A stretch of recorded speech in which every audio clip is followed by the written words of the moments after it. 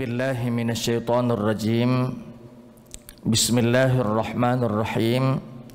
Assalamualaikum warahmatullahi wabarakatuh. Alhamdulillahi rabbil alamin. Wassalatu wassalamu ala asyrafil anbiya'i wal mursalin Sayyidina wa maulana Muhammadin wa ala alihi wa sahbihi ajma'in. Ashhadu an la ilaha illallah wahdahu la sharika lah wa ashhadu anna Muhammadan abduhu wa rasuluhu la nabiyya ba'dah. Subhanaka la ilma lana illa ma 'allamtana innaka antal alimul hakim. Qala rabbi shrah li sadri wa yassir li amri wahlul 'uqdatam min lisani yafqahu qawli. Rabbi ati nafsi hudaha wa zakkiha anta khairu man zakkaha anta waliyuha wa maulaha thumma amma ba'du. Ma'asyiral hadirin jamaah salat subuh Masjid Baitur Rahman yang dimuliakan oleh Allah Subhanahu wa taala. Syukur alhamdulillah, di subuh hari Sabtu ini kembali kita dipertemukan oleh Allah Subhanahu wa taala dalam kondisi sehat walafiat. Salawat beriringkan salam semoga selalu tercurahkan kepada junjungan kita baginda Nabi besar Muhammad sallallahu alaihi wasallam. Bapak Ibu hadirin wal hadirat rahimakumullah, pada 2 pekan yang lalu kita akhiri kajian tafsir kita pada surat Al-An'am, ayat 14. Maka pada subuh hari ini insyaallah kembali kita akan melanjutkan kajian tafsir kita di surat Al-An'am ayat 15, Al-An'am ayat 16, ayat 17, ayat 18, surat Al-An'am ayat 19. Kalau memang memungkinkan waktu kita sampai Al-An'am ayat 20 atau ayat 21.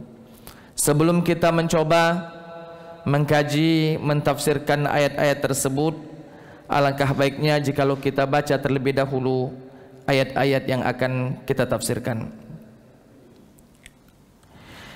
A'udzu billahi minasy syaithanir rajim.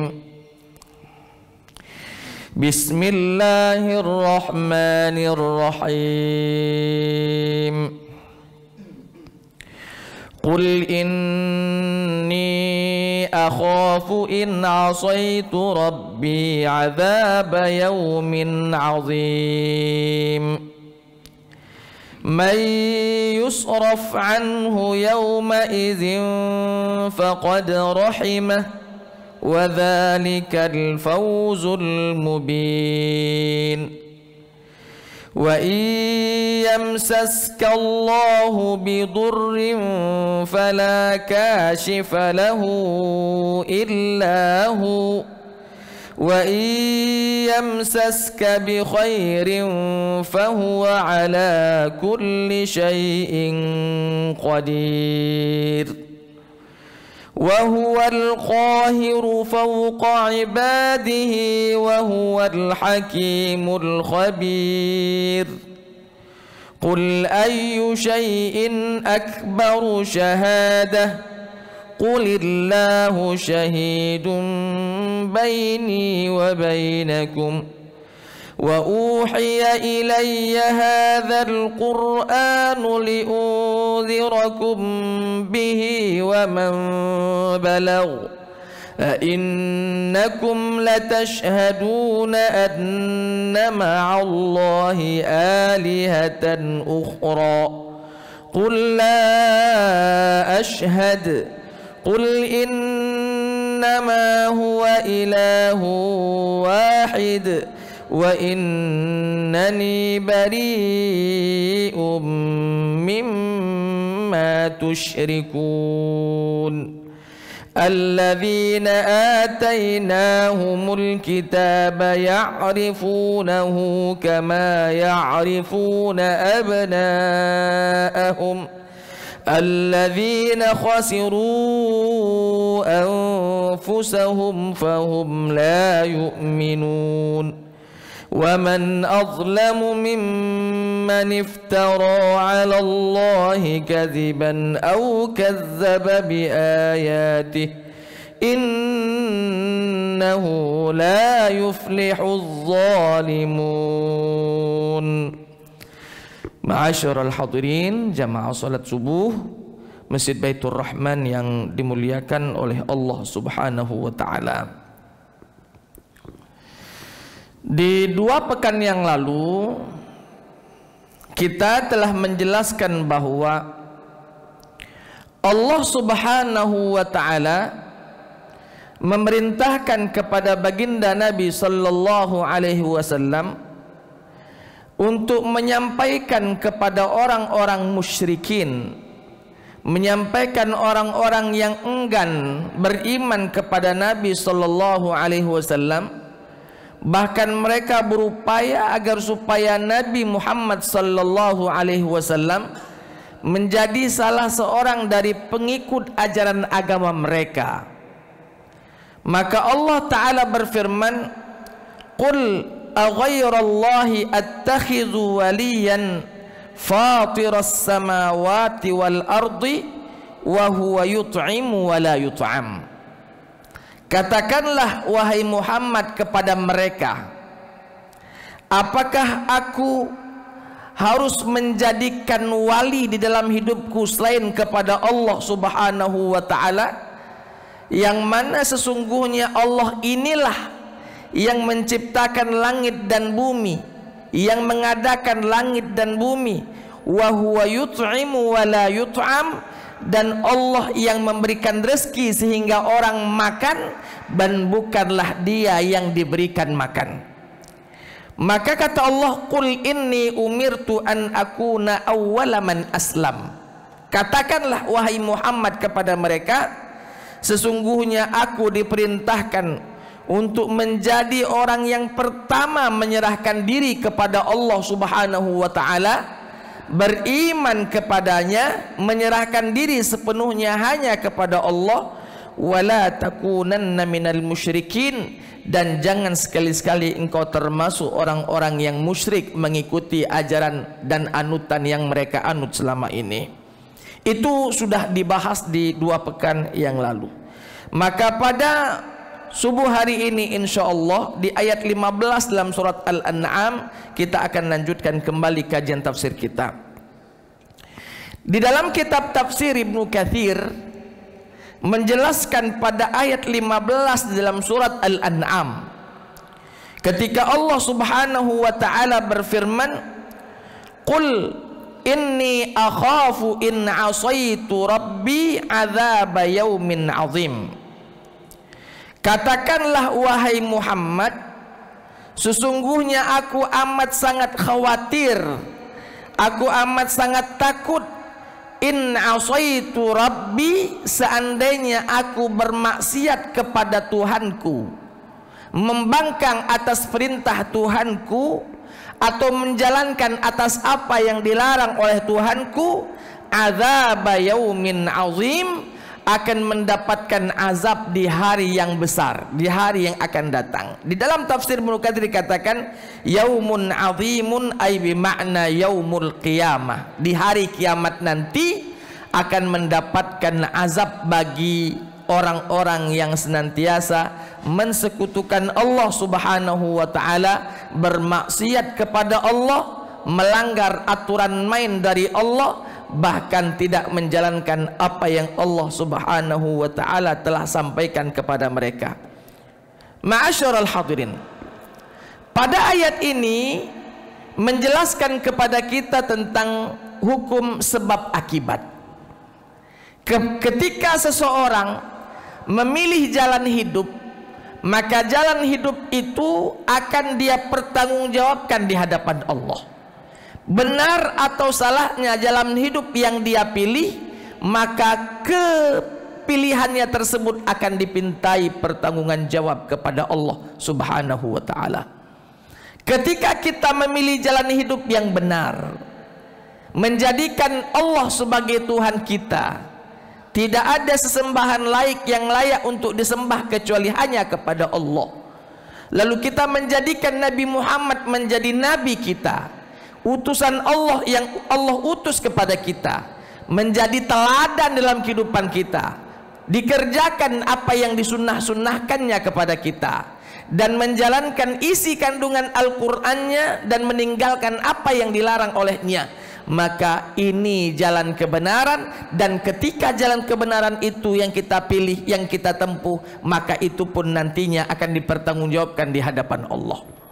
Sebaliknya, jikalau kita memilih jalan yang lain, jalan yang berliku, jalan yang penuh dengan onak dan duri, jalan yang jauh dari ridho Allah Subhanahu wa ta'ala, tidak beriman kepadanya, menjadikan Muhammad sebagai musuhnya, Al-Quran dicaci maki, Al-Quran bahkan dibakar, na'udzubillah, di akhirat nanti pun ada sebab dan akibatnya. Di akhirat akan dipertanggungjawabkan di hadapan Allah Subhanahu wa ta'ala. Faman ya'mal mithqala dzarratin khairan yarah, yang beramal walaupun sekecil biji zarrah, baik atau buruknya, maka dia akan mendapatkan imbalan ketika dia baik, dan akan mendapatkan balasan yang setimpal dari azab apabila dia melakukan perbuatan yang buruk yang tidak sesuai dengan apa yang diperintahkan oleh Allah Subhanahu wa ta'ala. Qul inni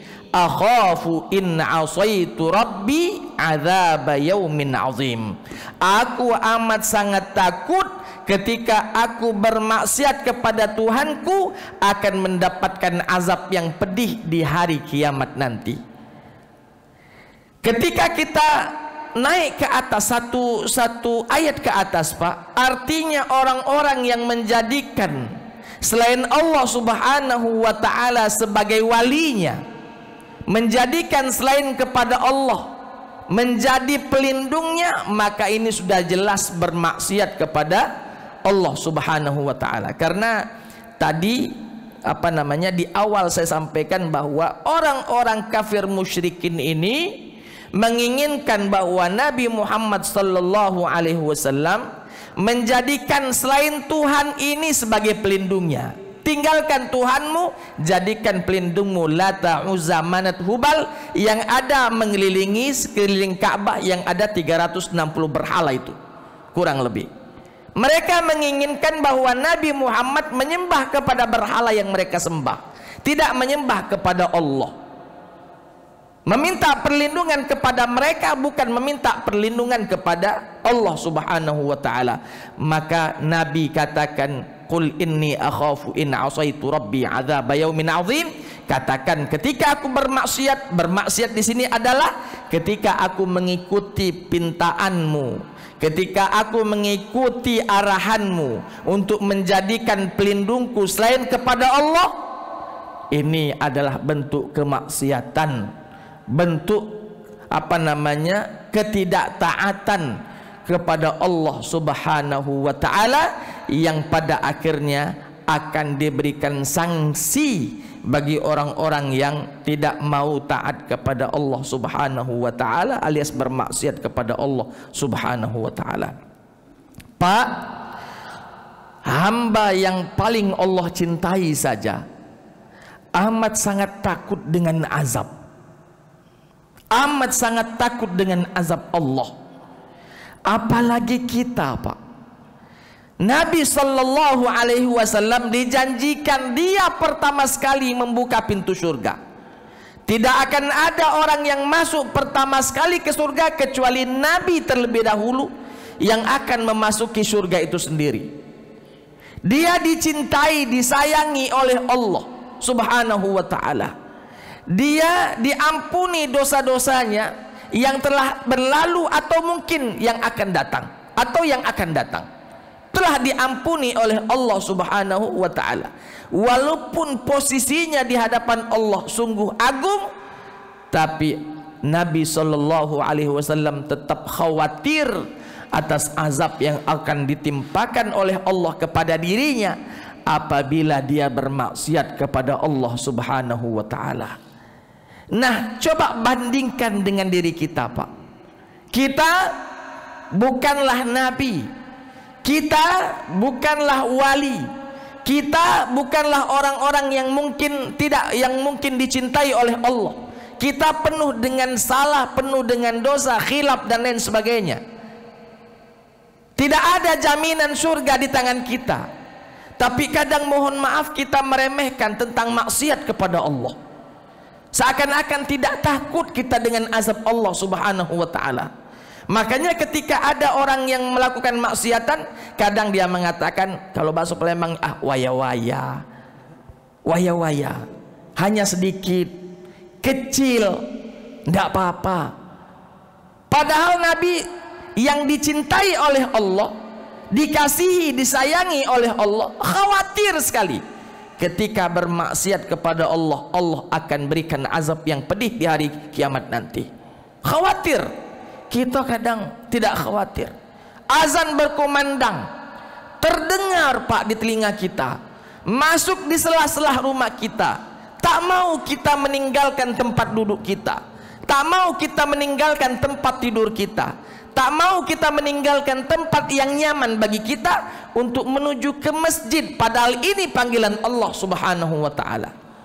Bagaimana tidak bermaksiat kepada Allah kalau hal seperti itu yang kita rutinitaskan dalam kehidupan kita sehari-hari? Maka jikalau Nabi saja khawatir dengan azab Allah, yang mana Nabi ini manusia agung di hadapan Allah, masa kita tidak khawatir dengan azab Allah Subhanahu wa taala, padahal kita bukan siapa-siapa, tidak ada apa-apanya di hadapan Allah Subhanahu wa taala tentang diri kita. Oleh sebab itu ma'asyiral hadirin, qul inni akhafu in asaitu rabbi adzab yaumin azim, katakanlah wahai Muhammad kepada mereka, aku khawatir, aku takut apabila aku bermaksiat kepada Allah, kepada Tuhanku, Allah akan berikan azab kepadaku yang pedih, yaumin azimin, di hari kiamat nanti, di hari yang besar nanti, karena senantiasa bermaksiat kepadanya. Masuk pada ayat selanjutnya, may yusraf anhu yawma idzin faqad rahimah. Allah Ta'ala mengatakan, barang siapa yang terbebaskan dari azab, dijauhi dari azab di hari kiamat nanti, faqad rahimah, sungguh dia telah dirahmati oleh Allah, sungguh dia telah mendapatkan rahmat dari Allah Subhanahu wa taala. Orang-orang yang dibebaskan dari azab neraka, orang-orang yang dijauhkan dari neraka, orang-orang yang diberikan tameng agar supaya tidak dijilat oleh api neraka, faqad rahimah, dia termasuk orang-orang yang dirahmati, alias orang-orang yang beruntung, Pak. Di dalam ayat lain, dalam surat yang lain, Allah Ta'ala berfirman, faman zuhziha anin nari wa udkhilal jannata faqad faz. Barang siapa yang diangkat dari neraka setelah dibersihkan dosa-dosanya dari neraka, wa udkhilal jannata, lalu dimasukkan dia ke dalam surga karena imannya, faqad faz, dia termasuk orang-orang yang beruntung. Ayat ini setidaknya mengingatkan kepada orang kafir Quraisy bahwa ketika kalian bermaksiat akan dapat azab neraka, tapi ketika kalian tinggalkan maksiat ini, taat kepada Allah, jadikan Allah sebagai Tuhanmu, percayakan bahwa aku adalah utusan Allah atas dirimu, maka termasuk orang-orang yang akan dibebaskan oleh Allah Subhanahu wa taala dari azab api neraka, akan disingkirkan, akan dijauhi dari api neraka Allah Subhanahu wa taala. Artinya Bapak Ibu, ayat ini menjelaskan kepada kita iman kepada Allah Subhanahu wa taala salah satu tameng kita dari jilatan api neraka itu sendiri.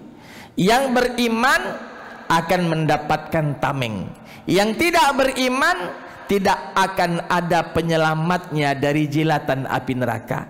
Itu pun ketika orang yang beriman langsung masuk ke dalam surga tanpa transit di dalam neraka. Tapi ketika di dalam hatinya ada keimanan, terus dia juga pelaku dosa-dosa besar, na'udzubillah summa na'udzubillah, dia akan dibakar terlebih dahulu di dalam neraka karena dulu di dunia dia melakukan kemaksiatan. Inilah keadilan Allah Subhanahu wa ta'ala. Walaupun ada saja jikalau Allah menginginkan mengampuni orang-orang yang dikehendakinya atas izin Allah ta'ala tanpa diberikan sanksi kalau Allah berkehendak.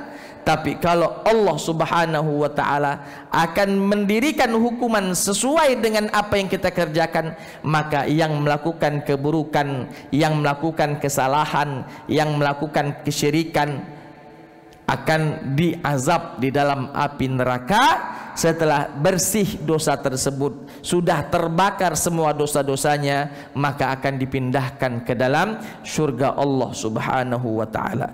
May yusraf anhu yawma idzin faqad rahimah. Barang siapa yang dijauhkan dari azab api neraka, sungguh dia termasuk orang-orang yang dirahmati oleh Allah Subhanahu wa ta'ala. Pak, keputusan itu di tangan Allah. Tidak ada yang mampu mempengaruhi Allah.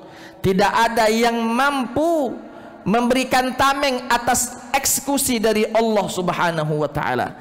Makanya ketika kita setelah sholat kita membaca Allahumma la mani'a lima a'taita wa la mu'tiya lima mana'ta wa la yanfa'u dzal jaddi minkal jadd. Ya Allah, la mani'a lima a'taita. Tidak ada orang yang mampu menahan atas sesuatu yang akan Engkau berikan kepada kami. Tidak ada satu orang pun yang mampu menahan atas pemberian Allah kepada kita, siapapun dia.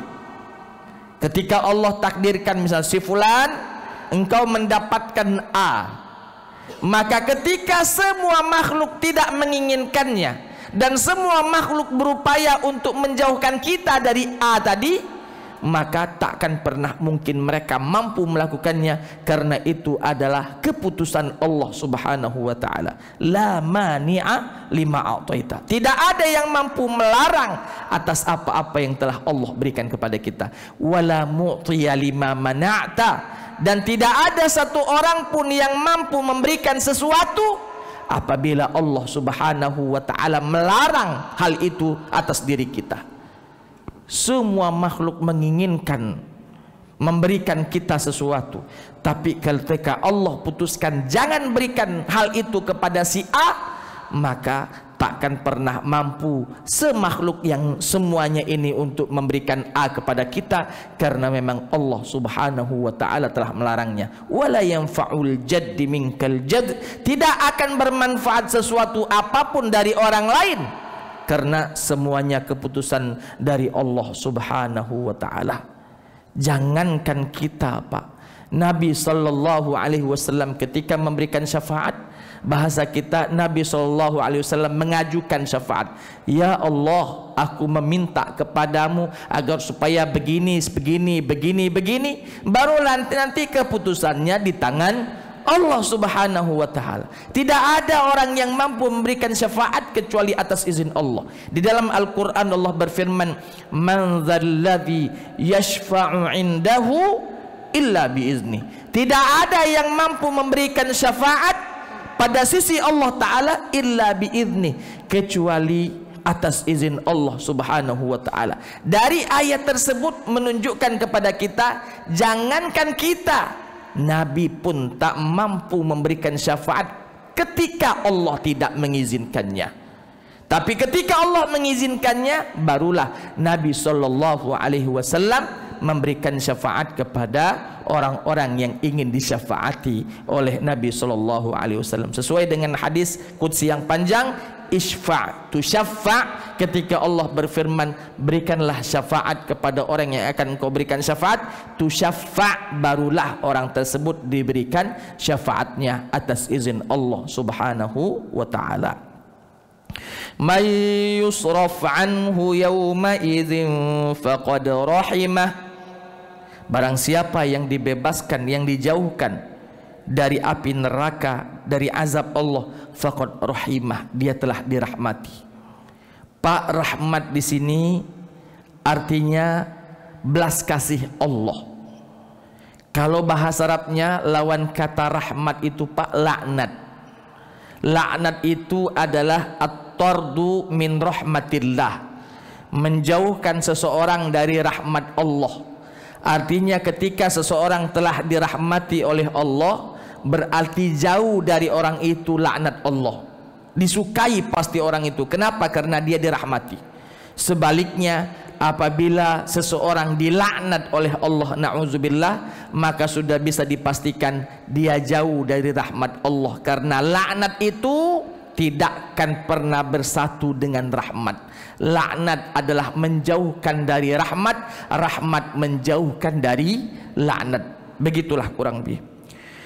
Wa dzalikal fawzul mubin, kata Allah, mereka itulah mendapatkan kemenangan, keberuntungan yang nyata ketika dia betul-betul dibebaskan oleh Allah Subhanahu wa ta'ala dari nerakanya. Pak, orang yang memiliki harta di dunia banyak, memiliki kedudukan yang tinggi di dunia banyak, tapi mohon maaf, itu bisa saja bukanlah keberuntungan. Itu bisa saja bukanlah keberuntungan, bahkan itu bisa saja menjadi awal dari jatuhnya kita, hinanya kita. Jadi ketika di dunia kita mendapatkan hal-hal yang kita sukai, belum tentu itu adalah keberuntungan untuk kita, belum tentu. Tapi keberuntungan yang hakiki itu, kemenangan yang hakiki itu adalah ketika dipastikan kita divonis oleh Allah, si fulan bebas dari neraka dan diperkenankan masuk ke dalam surga. Itu baru kemenangan yang nyata. Itu baru keberuntungan yang nyata. Kalau di dunia orang sakit kita sehat, orang miskin kita kaya, orang jahil kita alhamdulillah memiliki ilmu, orang malas kita rajin, belum tentu itu sebagai kemenangan dari Allah Ta'ala. Karena kehidupan di dunia ini ujian Pak, tergantung bagaimana kita menyikapi apa yang Allah Subhanahu wa Ta'ala berikan kepada kita. Wa nabluukum bisyarri wal khairi fitnah, kami berikan kepada manusia itu ujian, entah itu ujian hal-hal yang tidak menyenangkan atau ujian hal-hal yang menyenangkan. Artinya hidup di dunia ujian, ketika diberikan kebaikan itu ujian, belum tentu kebaikan itu membawa kita menuju rahmat Allah. Sebaliknya ketika kita diuji dengan hal yang tidak menyenangkan, belum tentu itu adalah salah satu penyebab, salah satu cara Allah murka kepada kita, belum tentu. Tapi ketika di akhirat nanti Allah Ta'ala masukkan orang-orang tersebut ke dalam surga, maka itulah sebenarnya kemenangan yang nyata. Dan apabila seseorang dimasukkan oleh Allah ke dalam neraka, itulah sesungguhnya kerugian yang jelas-jelas rugi, ya, di mata Allah Subhanahu wa Ta'ala. Maka di ayat selanjutnya Allah Subhanahu wa Ta'ala berfirman, wa iyamsaskallahu bidurrin fala kashifa lahu illahu. Allah Subhanahu wa Ta'ala berfirman, wa iyamsaskallahu bidurrin, kata Allah, dan jika Allah ingin menimpakan sesuatu kemudaratan kepadamu, fala kashifalahu illahu, maka tidak ada yang menghilangkan kemudaratan itu melainkan hanyalah Allah Subhanahu wa Ta'ala. Allah Al-Qadir, Allah yang maha mampu melakukan segala sesuatu. Ketika Allah Subhanahu wa Ta'ala memberikan mudarat kepada kita, fala kashifalahu illahu, tidak ada yang mampu mengangkat mudarat itu atas diri kita kecuali Allah Subhanahu wa Ta'ala. Sebaliknya, wa iyamsaskallahu bikhairin, dan wa iyamsaska bikhairin, dan apabila Allah memberikan kebaikan kepada dirimu, maka tidak ada juga yang mampu untuk menolaknya sama sekali atas kebaikan Allah Subhanahu wa Ta'ala kepada kita. Biyadihil khairu, di tangan Allah Subhanahu wa Ta'ala semua keputusannya. Tidak ada satu makhluk pun yang mampu negosiasi tanda kutip kepada Allah Subhanahu wa taala. Ketika putusan telah diputuskan, maka selesailah, putusan itulah yang akan dilaksanakan. Ma'asyiral hadirin jamaah salat subuh yang dimuliakan oleh Allah Subhanahu wa taala, maka mintalah selalu kebaikan dari Allah. Mintalah selalu keberuntungan dari Allah. Mintalah selalu keberkahan dari Allah Subhanahu wa taala. Karena ketika apa yang kita minta Allah berikan, walaupun manusia yang lain pada tidak suka, akan tetap kita dapatkan apa yang diberikan oleh Allah Subhanahu wa taala. Maka Pak, ketika kita minta kepada seseorang sesuatu, ketika kita minta sesuatu kepada seseorang, mungkin ketika kita minta pertama kali dia akan mengabulkannya. Tapi ketika kita minta yang kedua, yang ketiga, bahkan lebih dari itu, mungkin dia mulai berpikir untuk tidak memberikan apa yang kita minta kepadanya. Itu manusia. Tapi Allah Subhanahu wa taala, engkau meminta yang pertama kali kah, yang ke-10 kali kah, yang ke-1.000.000 kali kah, bahkan yang keberapa kali tak terhitung saking banyaknya, tidak ada bagi Allah Subhanahu wa taala rasa enggan untuk memberikan kepada kita. Yang penting pintaanmu benar-benar tulus sesuai dengan apa yang telah Allah Subhanahu wa taala telah tetapkan. Bukankah di dalam Al-Qur'an Allah Subhanahu wa taala berfirman bahwa apabila kita berdoa meminta kepadanya, Allah pasti akan mengabulkan permintaan yang kita pinta kepadanya. Ud'uni astajib lakum, berdoalah kamu kepadaku, kata Allah, sungguh aku akan kabulkan atas permintaan-permintaanmu.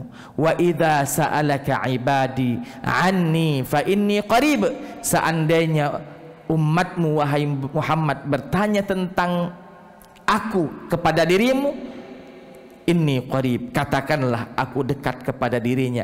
Ujibu da'watad da'i idza da'an, aku pastikan akan mengabulkan doa-doa hambaku apabila mereka berdoa. Falyastajibuli, maka ikutilah perintah-perintah Allah, taatilah Allah.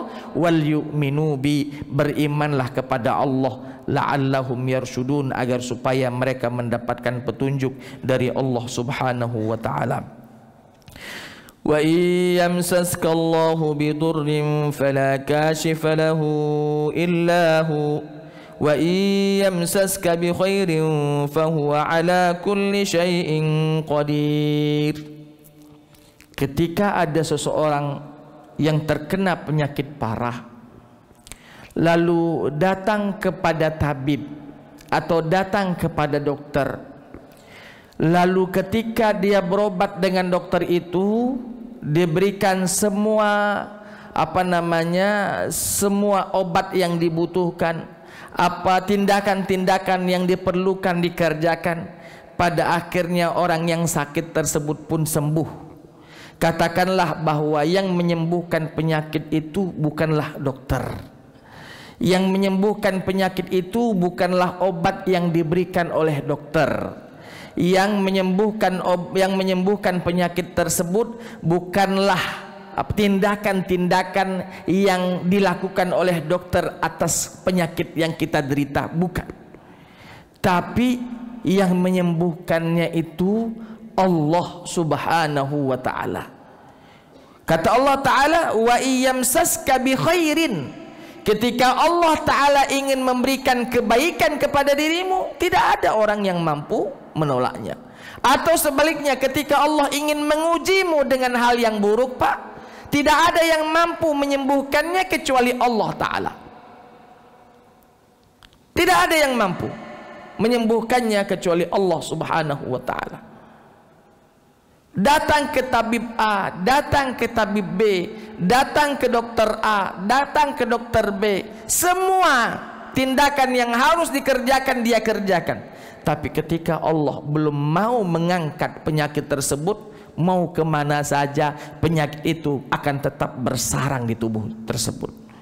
Mau ke negara mana, mau ke Jerman kah, mau ke ujung dunia kah berobat, ketika Allah belum mengangkat penyakit tersebut, maka takkan pernah dia mendapatkan kesembuhan.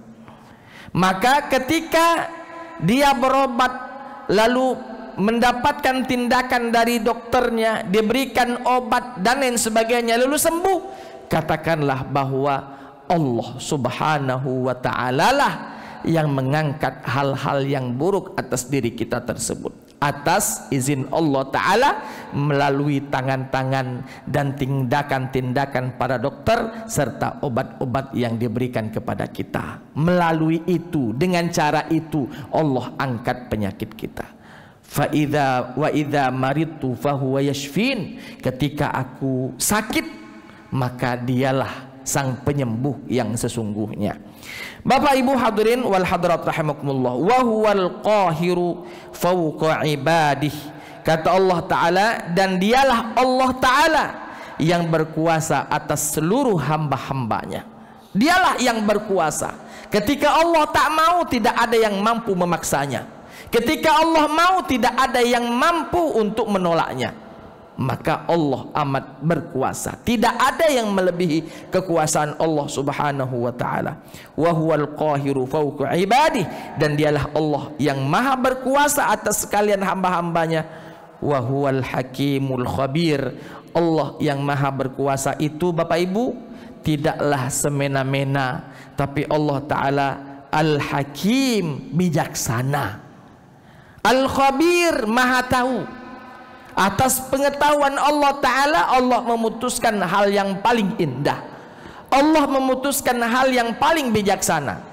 Jangan diragukan keputusan Allah. Keadilan dan kebijaksanaan Allah tidak diragukan lagi. Tidak diragukan lagi. Maka ketika Allah yang berkuasa atas diri kita, diberikannya hal yang baik, kita bersyukur. Diberikannya musibah yang tidak kita sukai, kita bersabar. Karena tidak ada yang mampu kita lakukan kecuali itu saja. La mani'a lima a'taita. Tidak mampu kita menolak apa yang Allah berikan.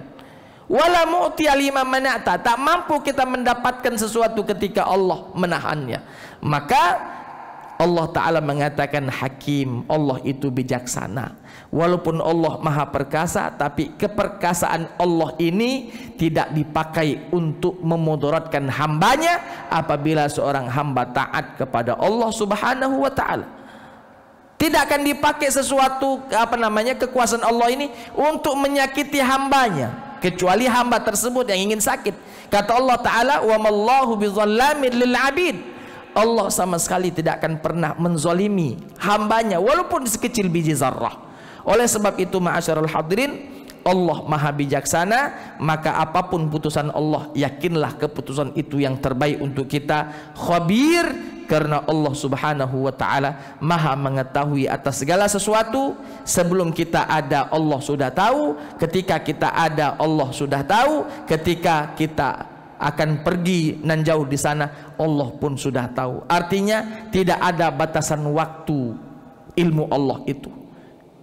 Sebelum adanya alam semesta, Allah sudah tahu apa yang akan terjadi pada alam semesta.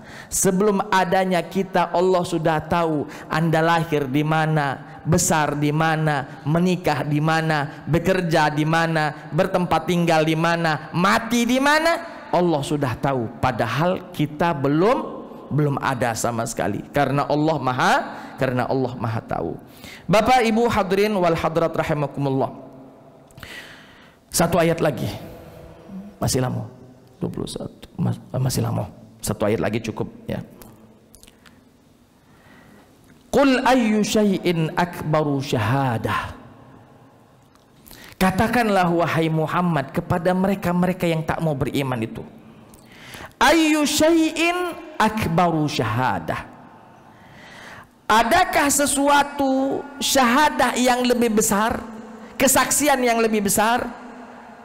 Katakan kepada mereka, siapakah yang lebih kuat persaksiannya?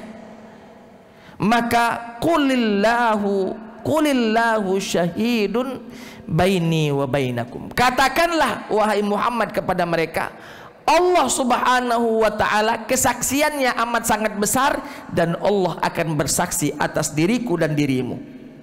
pertemuan kita hari ini, dakwah Nabi kepada mereka itu disaksikan oleh Allah. Ketika persaksian yang kita saksikan lupa dengan kesaksian kita, ada zat yang tidak akan pernah lupa sama sekali karena kesaksiannya amat sangat tinggi. Pak, ketika di persidangan ditanya, saya lupa. Ketika di persidangan ditanya oleh jaksa atau ditanya oleh hakim, saya lupa. Entah itu betul-betul lupa atau melupakan misalnya. Tapi yakinlah, seandainya betul-betul lupa, ada zat Allah, ada Allah Ta'ala, zat yang takkan pernah lupa sama sekali. Maka ketika ditanya, qul ayyu syai'in akbaru syahada, katakan Muhammad kepada mereka, apakah ada persaksian yang lebih tinggi dibandingkan kesaksian Allah? Qulillahu syahidun baini wa bainakum, katakanlah bahwa Allah yang akan menjadi saksi, yang mana Allah takkan pernah lupa. Allah tak akan pernah lupa atas kesaksian yang disaksikan bahwa hari ini kita telah bertemu. Aku mengajak untuk beriman kepada Allah. Apa jawaban yang kau jawab? Itu akan terekam, akan menjadi isi kesaksian. Tinggal engkau beriman, alhamdulillah, kesaksian baik untuk dirimu. Tapi ketika tidak beriman, maka itu akan menjadi kesaksian yang buruk bagi dirimu di akhirat nanti. Qulillahu syahidum baini wa bainakum. Pak, ketika ada di antara dua manusia bersaksi, lalu satu di antara mereka curang lalu melupakan kesaksiannya, maka yakinlah di hadapan Allah, hakim yang bijaksana tak akan pernah membiarkan ini. Pasti akan memenangkan orang-orang yang betul-betul benar. Pasti. Seandainya di dunia kebenaran tidak kita dapatkan atau keadilan tidak kita dapatkan, maka yakinlah keadilan itu akan didapatkan nanti di sisi Allah Subhanahu wa ta'ala. Di dunia ketika kita mencari siapa yang bisa menjadi saksi, maka tidak ada yang mampu memberikan saksi. Makanya Bapak Ibu, ketika ada orang misalnya dituduh melakukan perselingkuhan, dituduh melakukan perzinahan, dituduh melakukan penipuan atau pencurian, sedangkan orang yang dituduh ini tidak memiliki saksi yang membenarkan dirinya, maka tidak ada yang bisa dia lakukan kecuali mubahalah. Misalnya bersumpah, kita bersumpah atas nama Allah, demi Allah aku tidak melakukan apa yang engkau tuduhkan kepadaku. Kalau seandainya masih saja dia menuduh, kita bilang sini nih, kita duduk semeja, biar datangkan saksi-saksi, lalu kita bersaksi atas nama Allah bahwa kita tidak melakukan hal yang kau tuduhkan tadi. Seandainya aku betul melakukannya dan aku menolaknya itu misalnya, maka biarlah Allah Ta'ala yang akan menghukumku, akan melaknatku. Bergantian Pak, itu namanya mula'anah atau mubahalah. Kalau suami istri itu namanya mula'anah, tapi kalau di luar suami istri biasanya disebut dengan mubahalah, sumpah mubahalah. Maka didatangkan, siapa yang menuduh kita melakukan ini? Si fulan, datang duduk, disaksikan oleh orang. Lalu kita mengatakan, demi Allah saya bersumpah tidak melakukan apa yang engkau tuduhkan atas diriku. Seandainya benar tuduhanmu kepadaku, aku berbohong, maka aku siap untuk mendapatkan laknat Allah, siksa Allah, murka Allah kepada diriku. Sudah selesai, sekarang giliran engkau yang melakukan atau mengucapkan kesaksian yang sama seperti yang aku sampaikan. Ketika orang itu juga menyampaikan kesaksian, sumpah seperti mana yang kita sampaikan, maka biarlah nanti Allah yang memutuskan siapa yang akan dilaknat oleh Allah. Yang jelas yang dilaknat adalah orang yang berbohong. Tapi ketika salah satu tidak berani melakukan sumpah mubahalah ini, berarti kita yang jadi saksi tahulah itu siapa yang bohong, siapa yang benar. Yang benar karena tidak akan pernah takut dia untuk bersumpah, karena memang sumpah itu tak akan pernah jatuh atas dirinya karena dia benar. Contoh, dia tertuduh mencuri padahal dia sama sekali tidak mencuri. Pak, sumpah akan mudah keluar dari mulutnya karena dia merasa aku tidak melakukan apa-apa dan sedikit pun tidak ada rasa takut untuk datang azab kepadanya karena dia benar. Nah sekarang bagaimana orang yang menuduh tadi? Ketika orang menuduh tersebut tidak berani dia melakukan sumpah seperti mana yang dilakukan oleh orang yang tertuduh, maka kita yang melihatnya sudah bisa memastikan yang benar adalah orang yang dituduh. Dia betul-betul bukan pencuri. Dia bukan pencuri, dan orang yang menuduh ini yang dipertanyakan. Bisa saja Anda yang mencuri karena Anda tidak berani untuk mengucapkan sumpah seperti mana yang disumpahkan oleh orang yang tertuduh tadi. Wa uhiya ilayya hadzal qur'anu li'unzirakum bihi wa man balagh. Kata Allah Ta'ala, wa uhiya ilayya, Allah menceritakan tentang apa yang disampaikan oleh Nabi kepada orang-orang kafir. Wa uhiya ilayya, dan diwahyukan kepadaku, kata Nabi sallallahu alaihi wasallam, hadzal Qur'an, Al-Qur'an ini kepadaku, liunzirakum bihi wa man balagh, agar supaya Al-Qur'an ini kusampaikan kepada kalian, kujelaskan perintahnya supaya dikerjakan, larangannya supaya ditinggalkan. Wa man balagh, dan siapa saja yang akan menemukan Al-Qur'an ini, siapa saja yang akan mendapatkan Al-Qur'an ini. Dalam tafsir Ibnu Katsir Pak diceritakan, yang ditemukan Al-Quran ini bukan hanya orang-orang yang ada di zaman Nabi dulu, tidak. Kita pun telah menemukan Al-Quran. Jadi kita termasuk wa man balagha, orang-orang yang mendapatkan Al-Quran itu. Maka ketika kita telah mendapatkan Al-Quran itu, berarti kita juga termasuk akan dipertanyakan di hadapan Allah, apa yang telah engkau lakukan dengan Al-Quran yang sampai kepadamu tadi.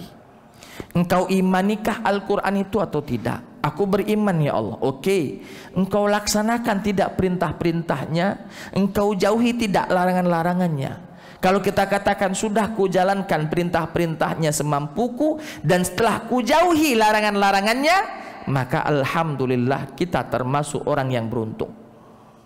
Sudahkah engkau membela Al-Quran ketika Al-Quran dihina, dicaci, bahkan dibakarkan? Sekarang kan lagi viral itu Pak, lagi viral ya Pak. Mohon maaf, tidak ada ruginya sama sekali kita. Mereka berakar 1000 Al-Quran, dicetak 1.000.000 Al-Quran. Cuman tadi iman yang ada di dada ini yang bergejolak. Iman yang ada di dada ini yang bergejolak. Pak, demi Allah subhanahu wa ta'ala, orang yang betul-betul memperhatikan Al-Quran dan memperjuangkan Al-Quran, insya Allah Al-Quran ini akan menjadi syafaat nanti. Akan menjadi syafaat. Di dalam Al-Quran, di dalam hadis Nabi, Rasul mengatakan, Iqra'ul Quran fa innahu ya'ti yaumal qiyamati syafi'an li ashabi. Bacalah Al-Quran. Al-Quran akan datang di hari kiamat memberikan syafaat bagi orang-orang yang membacanya. Pak, membaca di sini bukan hanya membaca saja.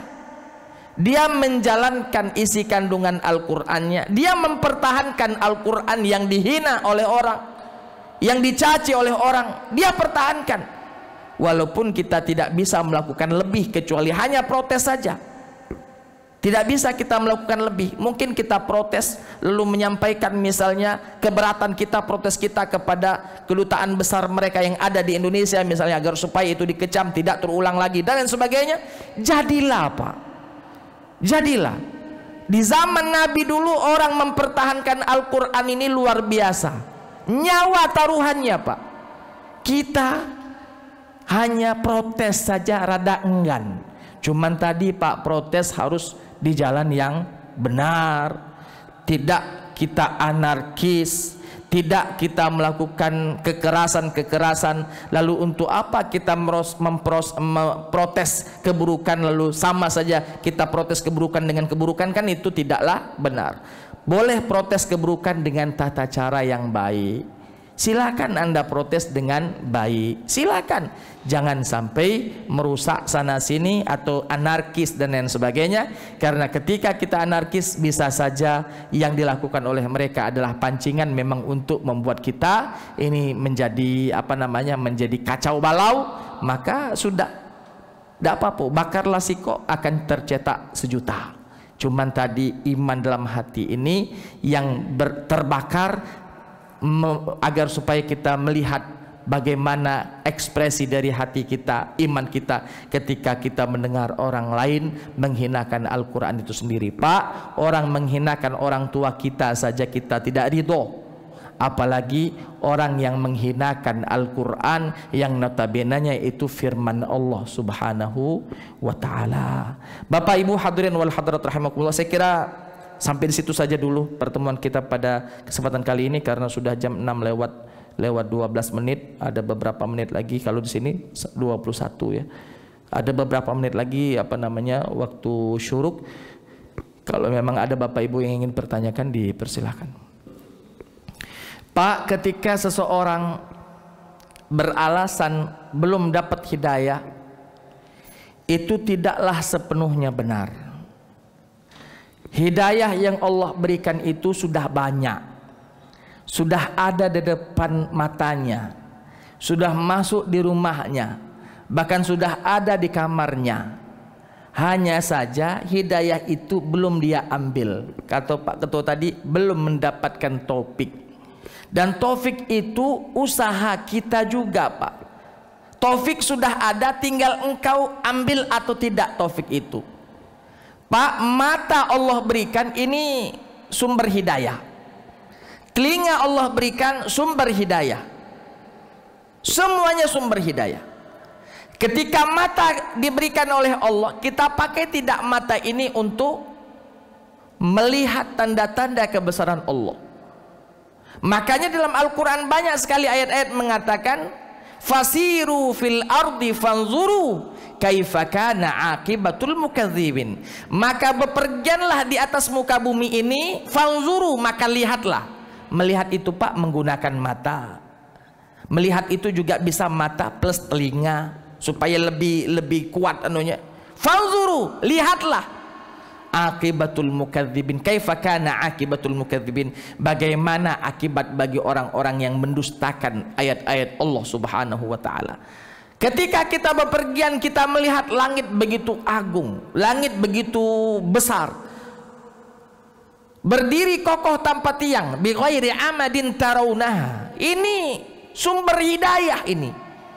Cuman kita tidak mengambil sumber hidayah tadi.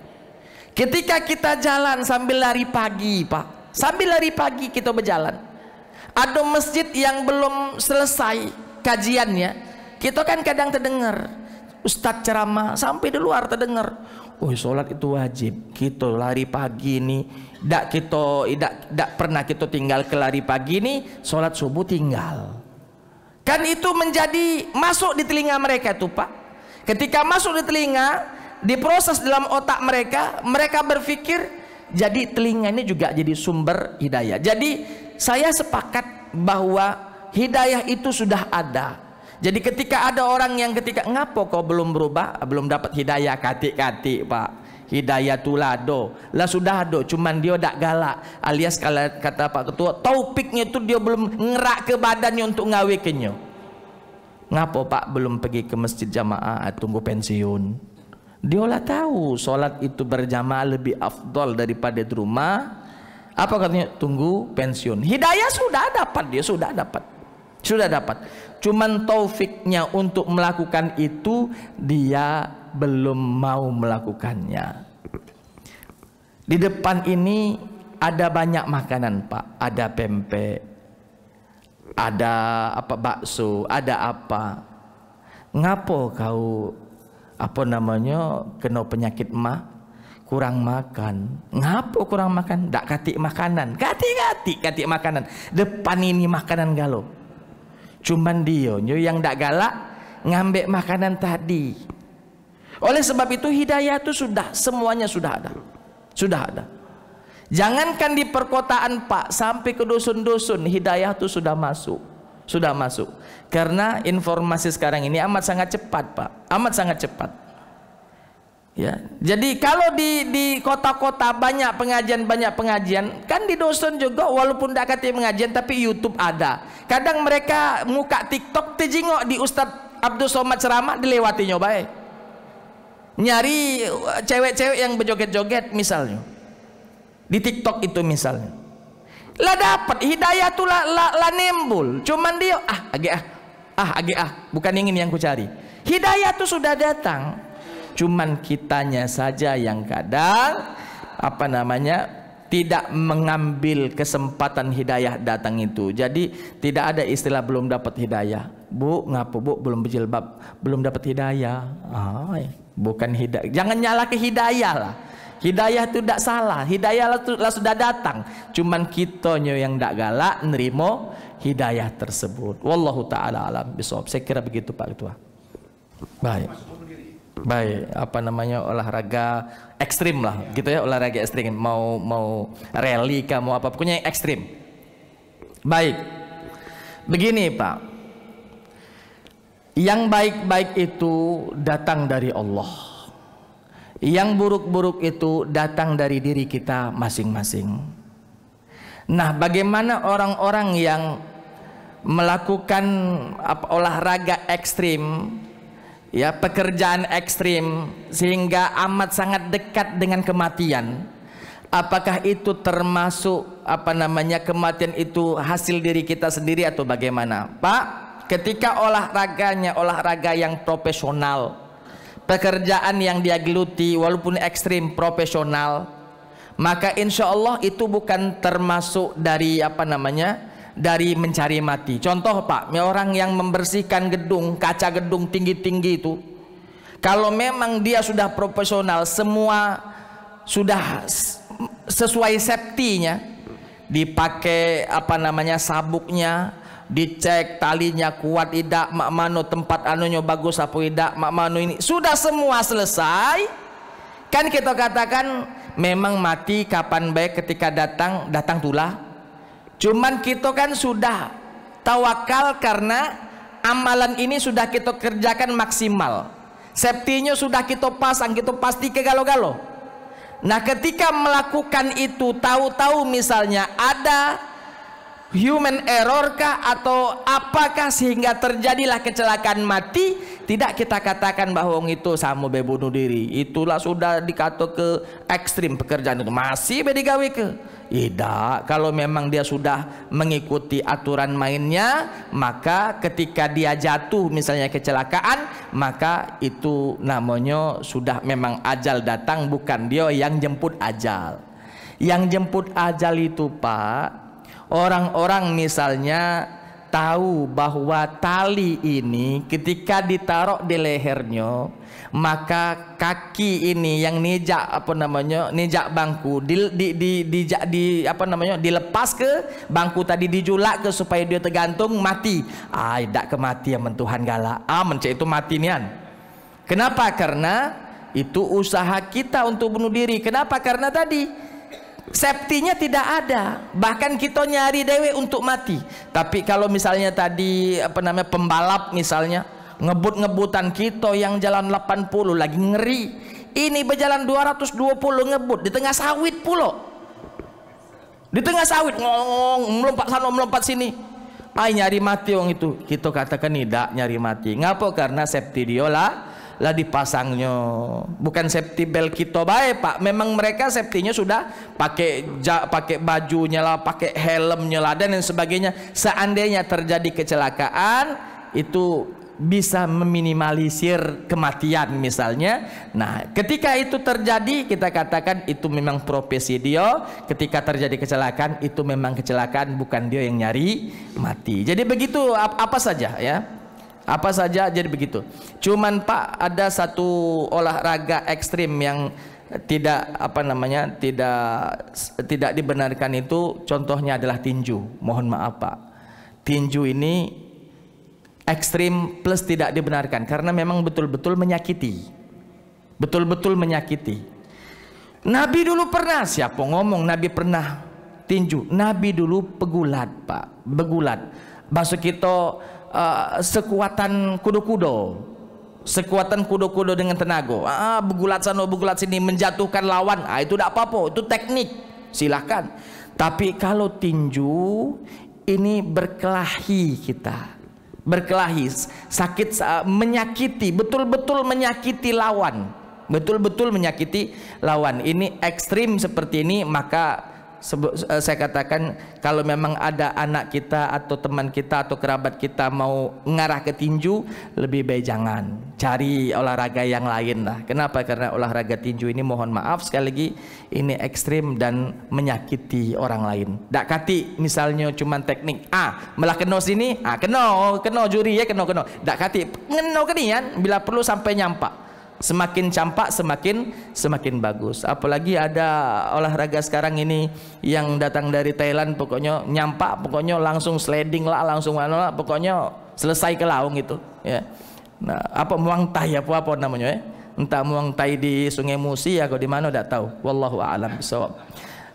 Jadi saya kira itu sudah masuk waktu syuruk. Saya cukupkan saja dulu pertemuan kita pada hari ini. Mudah-mudahan ada manfaatnya bagi kita semuanya. Kita berdoa agar supaya Allah Subhanahu wa taala senantiasa memberikan taufik dan hidayahnya kepada kita, sehingga kita mampu menjalankan apa yang diperintahkan oleh Allah taala dan menjauhi apa-apa yang dilarang oleh Allah Subhanahu wa taala. Itu saja yang bisa saya sampaikan pada kesempatan kali ini. Mudah-mudahan ada manfaatnya bagi kita semuanya. Terima kasih atas segala perhatian. Mohon maaf atas segala kekurangan. Hadanallahu wa iyyakum ajma'in.